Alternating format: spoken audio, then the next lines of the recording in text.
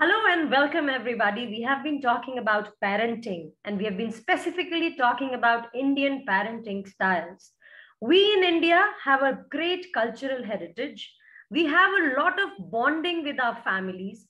And before the nuclear families came into existence, used to be into joint families. And I think there are still a lot of people living in joint families, and we know there are goods and bads of everything. So is happening with the nuclear families. So there are 9 types of parenting styles we have been talking about. We have already spoken to you about the parenting styles which are restrictive, which really make the children feel bad, and they really make the children feel as if there is something drastically wrong in their own identities and personalities, and hence they might develop certain disorders. Today, we would be talking about one such another type of parents who are so concerned that it can also lead to disorder. So it is good to show concern, but don't take it too far. Hello, Dr. Amita. So we are going to be talking about hypochondriacal. Am I pronouncing it right? बिल्कुल perfectly, yeah. So hypochondriacal parents भी बहुत special किस्म के प्राणी होते हैं जी।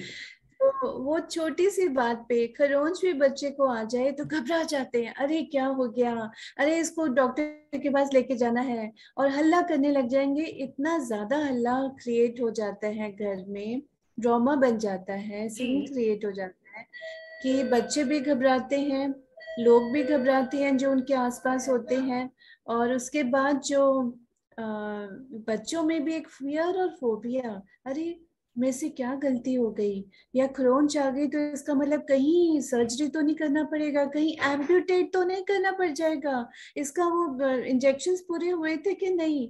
मतलब छोटी छोटी छोटी बात का बतंगड़ बन जाता है घर में, सिर्फ एक बच्चे की नीज में, हाथ में, कहीं भी जैसे खेलते हैं बच्चे तो खरोंच तक आ जाए। तो आप आशिमा सोच भी नहीं सकते कि अगर बच्चे को फीवर हो गया, पेट दर्द हो गया, उसको वॉमिटिंग हो रही है, तो हाइपोकॉन्ड्रियल पेरेंट्स कैसा कैसा रिएक्ट कर जाते हैं, और वो खुद बेहोश होके गिरने लग जाते हैं। कई बार तो हॉस्पिटल में ही या घर में ही बोलते हैं कि बच्चे को नोजिया हो गया, मतलब बच्चे को पता नहीं कोई कैंसरस, कुछ उसने ट्यूमरस कोई चीज तो नहीं हो रही इंटेस्टाइन में। मतलब आप कहाँ तक सोच लेते हैं बातें। और एक पेरेंट को वो उसका लगा रहे थे इंजेक्शन छोटे बच्चे को, तो वो पेरेंट इतना घबराया हुआ था कि वो सिस्टर ने उसको, जो नर्स हमारी, उन्होंने डांटा कि तुम इतना शोर मचा रहे हो कि मेरा हाथ हिल जाएगा उसको बच्चे को इंजेक्शन लगाते हुए, और आप खून तो नहीं निकालोगे, आप मेरे बच्चे को दर्द तो नहीं करोगे। अरे बच्चा है छोटा, घबराया हुआ है, आप बड़े लोगों को भी घबराहट में डाल देते हैं। सच में कितनी बार, number of times, number of years Ashima, हमने ये सिचुएशन बहुत बार हॉस्पिटल्स में या अपने जो ऑनलाइन हम कंसल्ट करते हैं उसमें ये देखी है। छोटी सी Instead of telling the child कि it's all right, all is okay, don't panic, the parents are panicking, खुद ही पैनिक हो ही जा रहे हैं। मैम, ये हाइपोकॉन्ड्रियासिस का मतलब क्या है? आप एक बार थोड़ा सा एक्सप्लेन कर पाओगे हमारे ऑडियंस के लिए, ताकि उनको पता चले कि ये है क्या?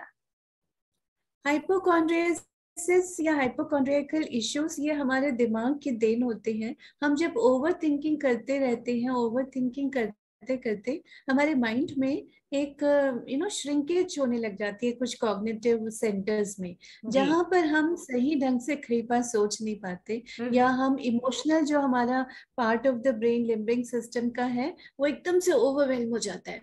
छोटी सी चीज एकदम से हमें भयंकरतम लगने लग जाती है। और बहुत बार बहुत एडल्ट्स आते हैं कि वो कहते हैं कि हमें अगर ब्रीदिंग डिस्ट्रेस हो रहा है तो हम अपना फुल बॉडी चेकअप कराते हैं, हॉस्पिटल जाते हैं, लाइन में लगते हैं, सारे इतना मनी स्पेंड करते हैं और छोटे छोटे छोटे टेस्ट जो भी होते हैं कि कहीं मेरे को हार्ट अटैक या कार्डियक इश्यूज तो नहीं हो गए, और बिकॉज ब्रीदिंग डिस्ट्रेस था। तो ये कहाँ से पैदा हुआ, कहाँ से इसकी उपज आई? When they were small, parents were very hyper about their health, तो इन देयर इंटेंशंस पेरेंट्स गलत नहीं होते, प्यार जी, है, जी, जी, लेकिन अति हर चीज की बुरी है। बुरी इतना है। प्यार नहीं ना करो कि बच्चे को स्मॉदर कर दो, हाँ, उसकी पर्सनालिटी बड़े होके एकदम से वो स्कार्ड हो जाए भाई, वो घबरा जाए। एंजाइटी डिसऑर्डर कहाँ से आता है? हवा से नहीं आता। जी, हम जी, जी, जी। बच्चों को बचपन में ये चीजें गिफ्ट में, वरदान में पेरेंट्स दे देते हैं, जाने अनजाने। तो हाइपोकॉन्ड्रियासिस का जो मुझे मतलब समझ आया कि अगर हमारे को कोई भी छोटी सी प्रॉब्लम होगी तो हम उसको मैग्नीट्यूड में बड़ा करने की कोशिश करते हैं अपने ख्यालों के पुलावों से। हम पुलाव बनाते हैं ख्याली, और वो पुलाव इतने बेस्वाद होते हैं कि वो बच्चों की जिंदगी के ऊपर भी बहुत असर देते हैं। और उससे होता क्या है कि वो घबराहट, वो एंजाइटी उन बच्चों में भी आ जाता है, और वो सिम्टम्स माँ बाप के बच्चों में ट्रांसफर हो जाते हैं।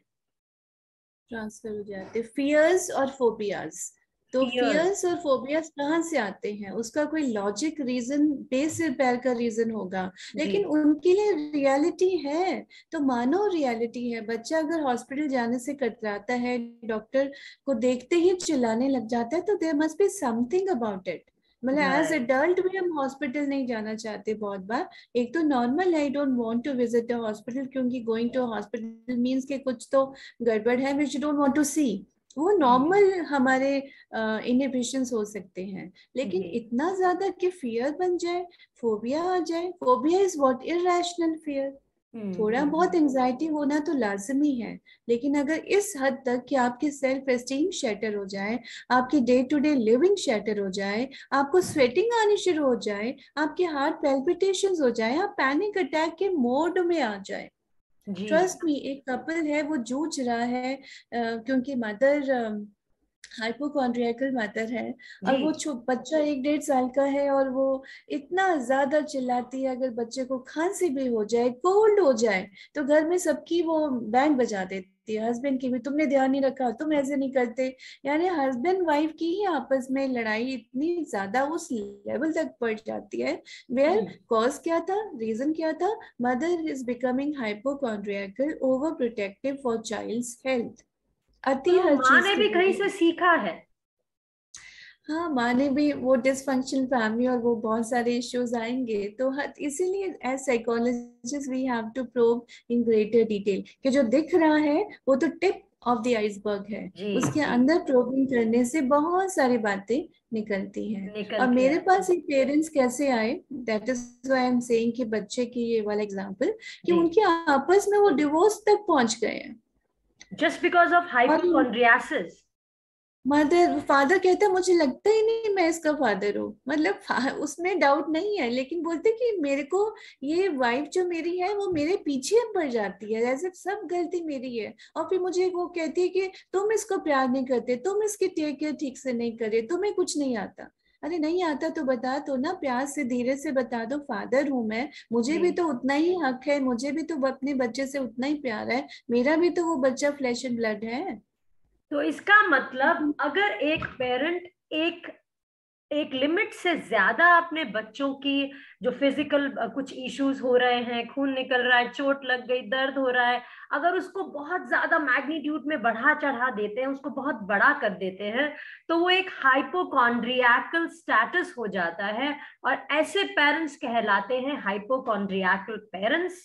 और अगर आप उस कैटेगरी में हैं, please get up and do something about it, क्योंकि आप कहीं ना कहीं अपने से ज्यादा अपने बच्चों का हर्जा कर रहे हैं। आप उनको ऐसी स्टेट में डाल रहे हैं जहां पर आगे चल को उनको बड़ी प्रॉब्लम्स आएंगी। मैम, मैं आपको एक छोटा सा एग्जांपल देती हूँ। मेरा बेटा है ना, उसको आदत पड़ गई है थोड़ी थोड़ी, उसके अंगले पे थोड़ा सा चोट लगेगा, मम्मा बहुत दर्द हो रहा है, mamma it's really paining a lot. And मैं बोलूंगी भाई ठीक है, जरा सा ही है, खरोची तो है, एक बैंडेड लगा दिया ठीक हो। मम्मा आप देख नहीं रहे हो, इट्स रियली पेनिंग। मैं then I have to tell him, बेटा it is so small, you play, आप गिरते हो उठते हो, ये सब तो चलता रहेगा, पार्ट ऑफ द लाइफ। अगर आप इसकी इतनी चिंता करोगे तो आपके पास और कुछ है इतना कुछ करने के लिए, उसको एंजॉय कब करोगे? तो फिर वो समझ रहा है धीरे धीरे, मगर उसमें ये एटीट्यूड थोड़ा सा आया, मगर दनिल से चलो चलो कोई बात नहीं, जरा सा ही तो है, ठीक हो जाएगा। So do you think doing this with the children will help them not look at it in big magnitude? चीजों को बड़ा करके नहीं देखें, छोटे में ही खत्म करो। बिल्कुल बिल्कुल, ये तरीका बिल्कुल सही है। और अगर बच्चा जिद कर रहा है या उसको बार बार आपके पास आ रहा है, तो हो सकता है कि उसे उस वक्त थोड़ी पैम्परिंग, थोड़ी अटेंशन की जरूरत है। तो जी वो आप दीजिए, बिना घबराहट दिखाए कि क्या हो जाएगा। बिल्कुल। तो भले ही सीरियस हो, मतलब हो सकता है कभी, यू नेवर नो, और हमें उसको भी ओवरलुक नहीं करना। लेकिन आमूमन जो बातें होती हैं, वो छोटी छोटी घर की जो देसी विधियां होती है ना, जो दादी नानी के नुस्खे, उसी से ठीक हो जाती हैं। तो अगर हम एक मुस्कुराहट बच्चे को दे दें, पैट इन द हेड हम दे दें, आई थिंक वो ही उसकी दवा बन जाती है। a nice hug, a nice pat जो कहे अरे मेरा बच्चा तो बहुत होशियार है, बहुत स्ट्रांग है, एकदम पावरफुल है, लो लो देखे फूक मार दिया थोड़ा सा उस पर उसको। आई थिंक जब होता क्या है, जब भी हम एक थोड़ी सी शॉक कंडीशन में होते हैं, हमें कोई ना कोई एक रीअश्योरेंस का या एक प्यार का जरूरत हो, अटेंशन का जरूरत होता है। और शायद अगर बच्चे ये मांग रहे हैं तो हम उनको वो दें, उससे ज्यादा ना दें जो कि घबराहट है कि अरे अरे क्या हो गया, ओ माय गॉड मेरे बेटे को तो बहुत ज्यादा लग गई, नहीं नहीं नहीं।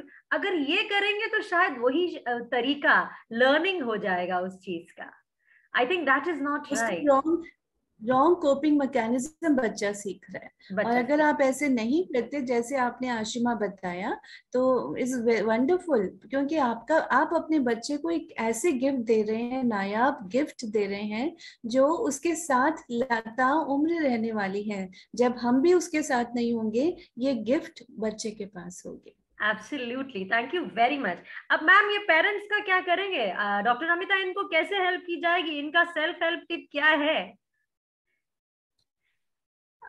एज ऑलवेज आई से कि जब हाइपोकॉन्ड्रियल पेरेंटिंग होती है, या किसी भी किस्म की पेरेंटिंग जहां बच्चों में इश्यूज आ रहे हैं, आप बच्चों को लेकर आए हैं, तो प्लीज बी ओपन कि आपके अंदर भी इश्यूज होंगे, and please be open for counselling. आपकी काउंसलिंग होगी, आपकी हस्बैंड वाइफ की भी counselling as part of family therapy होगी। तो बच्चों में बहुत बातें खिल के उभरेंगी। तो right. please be open for counseling and come for counseling. It's very, very important. Don't underestimate its importance, please. I think that is important कि वो आपको रीच आउट करें and they reach out to you and take that counselling. But क्या उनको कुछ घर पे बैठे बैठे, जब तक वो नहीं आ रहे हैं, तब तक कोई ऐसी टिप जो खुद फॉलो कर पाए? जैसे का हमने टिप दिया था कि जो पेरेंट्स बहुत ज्यादा ब्रैश हो जाते हैं, वो लोग अगर उठ के चले जाएं उस कमरे से और उस टाइम के लिए कुछ और म्यूजिक लगा लें और अपनी कोशिश करें कुछ गलत नहीं बोलने की, उसी तरह क्या इन पेरेंट्स को भी कुछ ब्रीदिंग या कुछ पैटर्न या कुछ रिलैक्स करने के लिए कुछ कहा जा सकता है?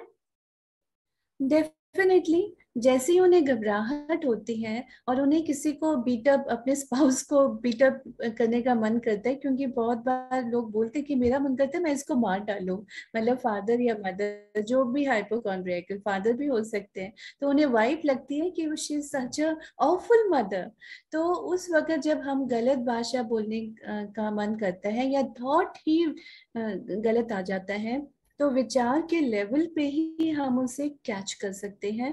हम दूसरे रूम में चले जाएं, अपने डीप ब्रीदिंग करें 5 टाइम्स, और वो जो गलत विचार था कि my wife is awful, my husband is awful, वो बच्चे का ध्यान नहीं रख रहा, तो please change the thought, please repeat a positive thought, change that thought कि नहीं, my husband is very nice, my husband is taking care of my child, और my wife is taking care of my child beautifully. I'm very grateful, I'm very thankful for such a happy family life. जब हम और बार बार repeat ऐसे करेंगे, तो मन शांत होता जाएगा। मन शांत होता जाएगा, तो जो हमारे जो घबराहट वाले जो सिम्टम्स आ रहे थे, जो पैनिक अटैक में कन्वर्ट हो जाते और बच्चे को टच कर जाते, तो वो नहीं होंगे, और माहौल घर का ठीक हो जाएगा, हम ठीक हो जाएंगे। तो हम बात कर रहे थे हाइपोकॉन्ड्रियाकल पेरेंट्स की। अगर आप हाइपोकॉन्ड्रियाकल पेरेंट हैं तो आपको खुद को कंट्रोल करने की, अपने फीलिंग्स को, अपने थॉट्स को कंट्रोल करने के लिए अपने आप से कनेक्ट होना पड़ेगा कॉग्निटिवली। और अगर आप ऐसे पेरेंट हैं जो अपने हस्बैंड या वाइफ का हाइपोकॉन्ड्रिया से सफर कर रहे हैं, तो आपको भी थोड़ा सा शांत रहना पड़ेगा, आपको भी उनके पास से उस वक्त हट जाना पड़ेगा। और उनको जो करना है करने दीजिए, और उनको भी हमने बता दिया कि उनको क्या करना है। So please take care. बच्चे फूल होते हैं, उनको खूबसूरती से सहलाइए, उनको प्यार कीजिए, उनको मजबूत बनाइए, उनको कठोर मत बनाइए, उनको कमजोर मत बनाइए। Thank you for watching and take care.